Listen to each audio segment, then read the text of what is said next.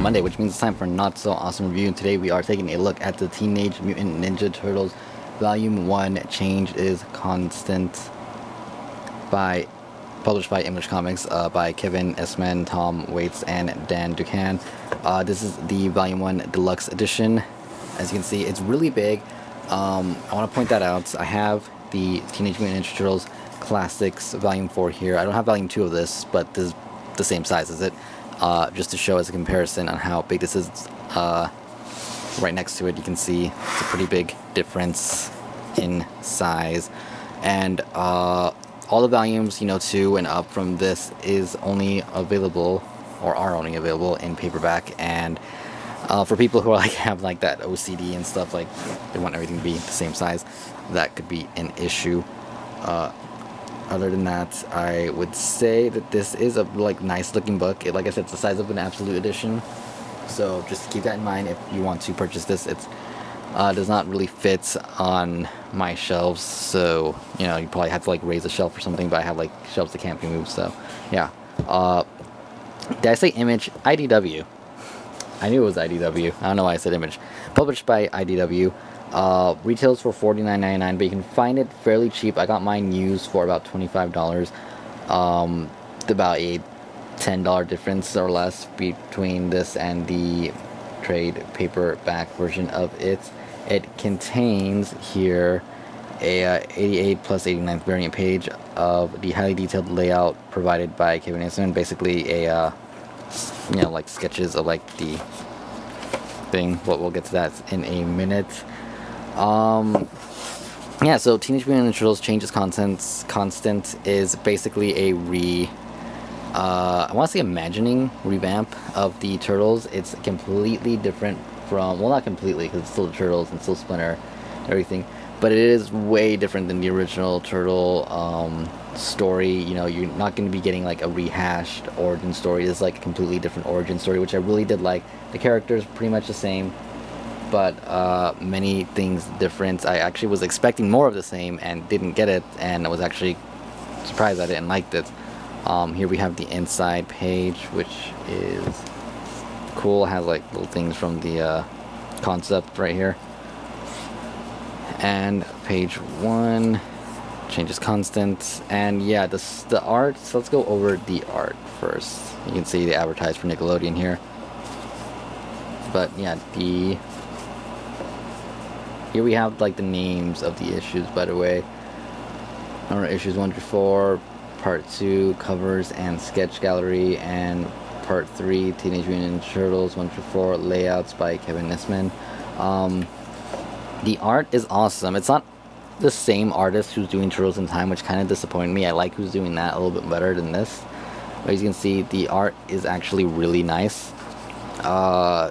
The first page, the Turtles are basically going and fighting this guy. Old Hob is what Splinter's calling him. And there's only 3 Turtles here when this is happening. Leonardo, Raphael, and Donatello. Michelangelo isn't here. And no, Raphael's not. Raphael's the one who's missing. Sorry, my bad. Donatello, Michelangelo, and Leonardo are the ones here. As you can see, they're all wearing the classic red bandana, so they haven't gotten to the point where they have their own color yet. But Splinter's going around talking about how it's an old battle they fought before and stuff. And it's interesting. We don't really know what much is going on in the beginning of the book, and then we get a few flashbacks to the origin story here. We talk about how one of the Turtles or one of his kids or something is missing, and then we go to an origin kind of back. We see a different version of April, who works at this genetic research company as an intern, I believe, and they have the Turtles there. They have Splinter there. They're all being kind of genetically tested on, and yeah, stuff happens, mutation, they become what they become. And yeah, the story is pretty good. They're basically looking for Raphael throughout the first few issues. We do get to meet Casey in one of these. I don't want to move too much, but we do get to see, where is it? Spoil anything, so I want to find a page here where it is not spoiling. Here we go. Casey Jones. who's a lot younger looking. And yeah, I don't really know much else to say. I don't really want to spoil too much here, but it's a lot of action, a lot of fighting, way different story than the original, so I'll say that right now. And it was definitely really good, and I definitely really enjoyed it, and we'll be getting the next volumes in paperback, unfortunately, because there is no deluxe edition for those.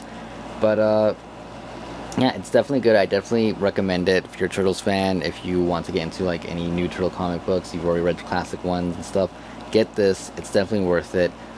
Get it in paperback if you want. You know, you don't have to go out there and get it in hardcover. It's good. I highly recommend it. I give it a straight out 5 out of 5. The stuff in the back where the concept for everything is, and the, let's see if I can get to the variants without showing anything.